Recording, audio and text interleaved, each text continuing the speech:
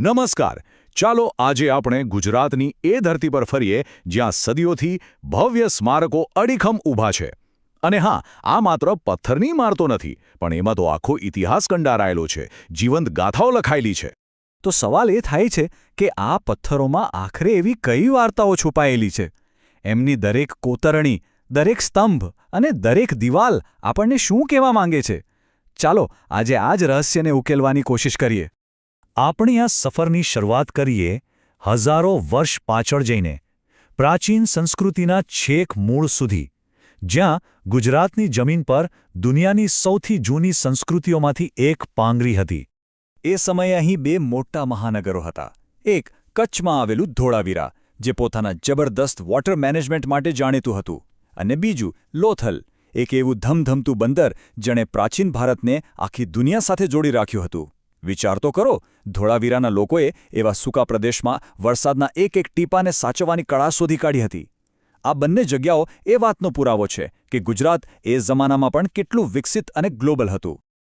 ચાલો હવે ત્યાંથી આગળ વધીએ અને ગુજરાતની એક એવી અનોખી ઓળખ જોઈએ જે બીજે ક્યાંય જોવા નહીં મળે, અને એ છે જળ સ્થાપત્યની અજાયબીઓ.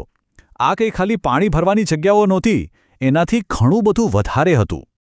તો આ વાવ એટલે શું? સાદી ભાષામાં કહીએ તો જમીનની અંદર બનાવેલા માળવાળા કૂવા. એ પાણીનો સૌથી મોટો સોર્સ તો હતા જ, પણ સાથે સાથે લોકો માટે ગરમીમાં ઠંડક મેળવવાની અને ભેગા મળીને વાતચીત કરવાની એકદમ શાંત જગ્યા પણ હતી. એ એક રીતે એ જમાનાના કમ્યુનિટી સેન્ટર હતા. આના બે સૌથી શાનદાર ઉદાહરણો જોઈએ. એક છે પાટણની રાણીની વાવ. એક રાણીએ પોતાના રાજાની યાદમાં બનાવડાવેલી આ વાવ કોઈ ઊંધા મંદિર જેવી લાગે છે. એની દિવાલો પરની શિલ્પકારી તો બસ જોતા જ રહી જઈએ એવી છે. અને બીજી છે ગાંધીનગર પાસેની અડાલજની વાવ. 5 માળ ઊંડી આ વાવમાં હિન્દુ અને ઇસ્લામિક બંને કળાનો અદ્ભુત સંગમ જોવા મળે છે. પાણીના મહત્વને સમજ્યા પછી હવે આપણે શ્રદ્ધા અને આસ્થાના કેન્દ્રો તરફ વળીએ. આ એવા ભવ્ય મંદિરો છે જે ભક્તિ અને કલા કારીગરીની અનોખી કહાણીઓ કહે છે. મહેસાણાનું મોઢેરા સૂર્ય મંદિર. આ મંદિર સૂર્યદેવને સમર્પિત છે, પણ એની ખાસિયત એની એન્જિનિયરિંગમાં છે. એને એવી રીતે બનાવ્યું છે કે વર્ષના અમુક ખાસ દિવસે સૂરજનું પહેલું કિરણ સીધું ગર્ભગૃહમાં રહેલી મૂર્તિ પર પડે. વિચારો, એ જમાનામાં સ્થાપત્ય અને ખગોળશાસ્ત્રનું કેવું ગજબનું જ્ઞાન હશે. અને હવે વાત કરીએ સોમનાથ મંદિરની. 12 જ્યોતિર્લિંગોમાંનું પહેલું. આ માત્ર એક મંદિર નથી, આ તો શ્રદ્ધા અને અસ્તિત્વનું પ્રતીક છે. સદીઓ સુધી કેટલાય હુમલાઓ સહન કર્યા, વારંવાર તૂટ્યું, પણ દરેક વખતે એ જ ભવ્યતાથી ફરી ઊભું થયું. સિદ્ધપુરમાં આવેલો રુદ્રમહાલય. હા, આજે એ ખંડેર હાલતમાં છે, પણ એના અવશેષો જ એની ભવ્યતાની ચાડી ખાય છે.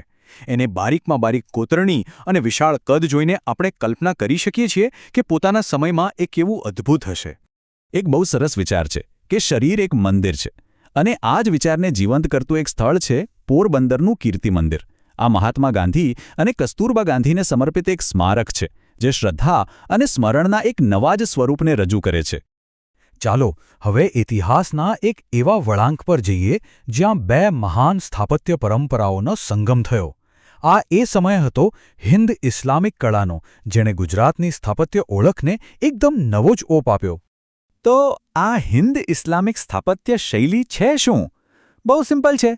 એક તરફ ઇસ્લામિક આર્કિટેક્ચરની ખાસિયતો, જેમ કે કમાનો અને ગુંબજ, અને બીજી તરફ આપણી ભારતીય પરંપરાની બારીક કોતરણી અને શણગાર. આ બંને જ્યારે ભેગા મળ્યા ત્યારે એક એવી અનોખી સ્ટાઇલ બની જે માત્ર ગુજરાતમાં જ જોવા મળે છે. આ શૈલીના 4 શાનદાર ઉદાહરણો જોઈએ. પહેલું, અમદાવાદની સીધી સૈયદની જાળી. પથ્થરમાંથી જાણે કોઈએ દોરાથી ભરતકામ કર્યું હોય એવી નાજુક જાળીઓ છે. બીજું, જૂનાગઢનો મોહબ્બત મકબરો, જે કોઈ પરીકથાના મહેલ જેવો લાગે છે. ત્રીજું, અમદાવાદ પાસે આવેલો એકદમ શાંત સરખેજ રોઝા, જ્યાં સ્થાપત્ય અને આધ્યાત્મિકતા એક થઈ જાય છે. અને છેલ્લે ચાંપાનેર, જે એક આખું ઐતિહાસિક શહેર છે અને યુનેસ્કોની વર્લ્ડ હેરિટેજ સાઇટ પણ છે. દરેક જગ્યા આ સાંસ્કૃતિક સંગમની એક અલગ જ વાર્તા કહે છે. હવે વાત કરીએ ઇતિહાસના એ અડીખમ રક્ષકોની, એવા પહેરેદારોની જેણે સદીઓથી રાજ્યો બનતા અને તૂટતા જોયા છે. ગુજરાતના મજબૂત કિલ્લાઓ.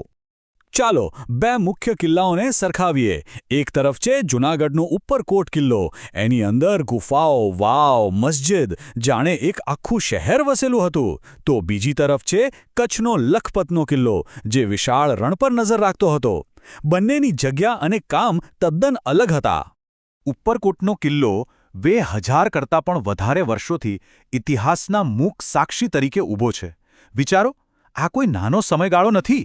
આ દિવાલોએ કેટલું બધું જોયું હશે, કેટલીય પેઢીઓ આવી અને ગઈ, પણ આ કિલ્લો આજે પણ ત્યાં જ છે. તો જોયું ને, ગુજરાતના ઇતિહાસમાં સફર કરવી એ જાણે ટાઈમ મશીનમાં બેસીને સમય, સંસ્કૃતિ અને નવીનતાના અલગ અલગ સ્તરોમાંથી પસાર થવા જેવું છે. દરેક સ્મારક એક જુદા જ યુગની, એક જુદી જ વિચારધારાની વાત કરે છે. આખી સફરના અંતે એક સવાલ મનમાં જરૂર થાય છે. આ ઐતિહાસિક વિરાસત, આ આપણો ભવ્ય વારસો આપણને આપણા આવનારા ભવિષ્ય વિશે શું શીખવી શકે છે? આ પથ્થરોમાં લખાયેલી ગાથાઓ આવનારી પેઢીઓ માટે શું સંદેશો છોડીને જાય છે? આ જ વિચાર સાથે આજે અહીં અટકીએ.